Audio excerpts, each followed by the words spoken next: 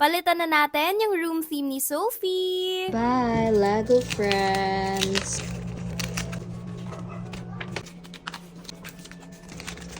So, syempre, yung mga pwede nating i-reuse natin yan. Natanggal ko lang ibang tape kasi maganda pa yung dikit nyo.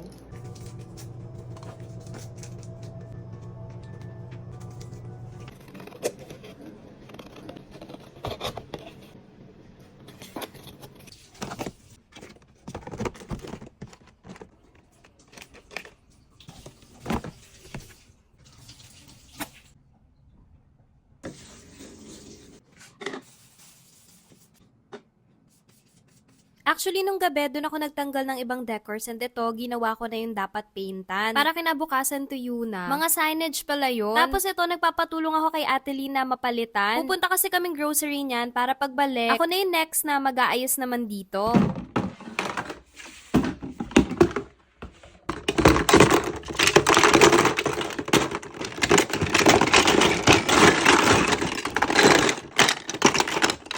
Yan, tanggalin na natin ang mga dikit-dikit. Tapos, ito, pinapalitan ko na kay ate habang nasa grocery kami. Ang ganda na nabili ko! Super nice, di ba? I love it. Hindi siya masakit sa mata. Ayan, tanggalin na din natin yung mga nandito sa ibabaw ng bed ni Sophie. Super excited din ako kasi ang dami kong dinagdag na mga effect, ganyan. So, for this room, may mga dahon-dahon tayo, ganyan. Kasi nga, jungle, tapos may mga dinosaurs. Yung dinosaurs, parang, ewan ko, gusto ko munang like, medyo ibahin. Parang gusto ko kasi may korte ng dinosaur dito sa wall. Ayoko na yung usual na parang may mga pictures lang ganyan. Masabihin na naman kasi nila yung cover lang ng bed ang nagdala. Charot. Joke lang. Pero syempre kasi talaga, malaki naman talaga yung effect nung cover ng bed. Kasi ito yung pinakamalaking space na meron dito sa kwarto niya. Aside dito sa mat ha. Gusto ko nga sana, parang green na mat, parang medyo jungly. Kaso, wala ko masyadong makita. Nakita ko din sa reviews, parang amoy goma, ganyan. Eh, ayun. Ito kasi, nabili ko na to. Maganda talaga yung quality niya. So, yun. Sabi ko, better na ano na lang. Kasi mag-amoy goma dito sa kwarto niya. Ito, tatanggalin natin yung mga Lego na nakalabas. Oh, no! Daddy! Kailangan ko help mo sa pagtago ng mga set. Hindi ko kabisado. Matulong tayo kay Daddy kasi hindi ko kabisado to. Kasi, alam niyo ba, ayan yung itsura niya. Oh. Wait. Kasi, ayan siya. Dalawang set yan eh. So, isang kay Cinderella, isang kay Aurora. Eh, talagang nilalaro niya to eh. Ay, ayan na nga. So, yun. Call a friend tayo. Call a husband pala. So, call a husband tayo. Dahil hindi natin masyadong alam yun. Kitchen niya, may mga binili ako na dinosaur boxes, tas mga plates. Para dinosaur theme pa din yung kitchen niya. Itong Duplo, yan. Kaya naman to ng power screw. Ito, liligpitin na din natin. Tago muna natin ulit. Tapos next time, pag nag-rotate na tayo ng toys, ilabas ulit natin. Yan. So, ito nga yung mga nabili kong cups and plates na dinosaur. Saka, ito. May sticker pang kasama. So, parang box siya. Pwede niya lagay yung food dyan sa loob. Okay, mamaya na muna to. Gusto ko muna ilagay yung may binili kasi ako. Parang magiging curtain niya. So, nasabit ko dito yan sa bed niya.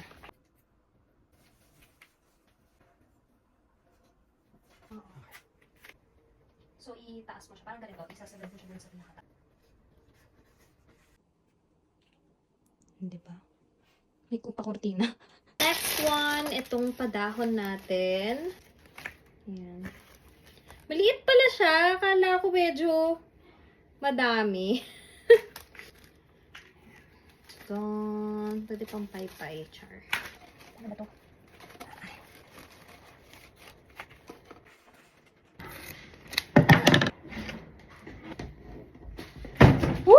Daddy! Mahulog ako. Tapos kahit yung isa sa dulo na, hindi naman siya super... Mabigat. Oo. Ito pala yung gamit kong pandikit. Hindi gumagana yung masking tape dito. Buti na lang may ganito na ako. Thank you pala sa mga nag-suggest again nito. Super helpful talaga. Tsaka nare-reuse ko siya in fairness. Dinosaurs Big Race. Ay, hindi ka siya. Ganyan na lang. Ganda din kung i-separate natin herbivore sa carnivore, no? Pachycephalosaurus. Carnivore. This one, puro mga spino. Gusto kasi ni daddy ng spino. Okay. Dinosaur.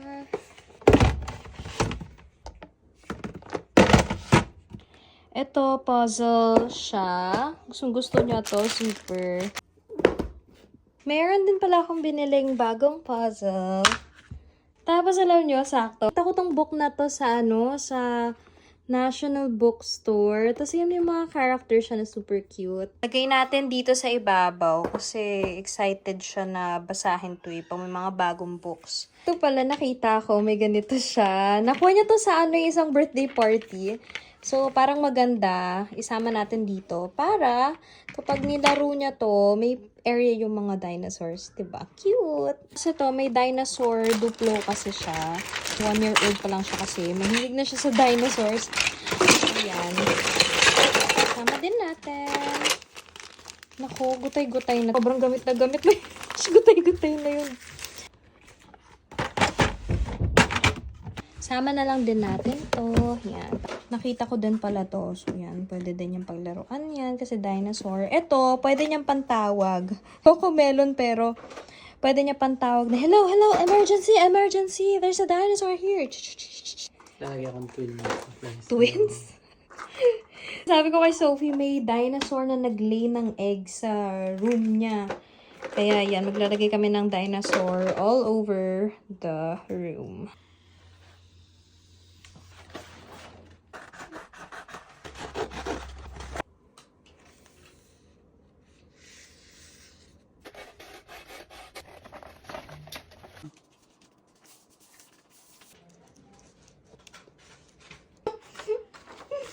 Kalat mo!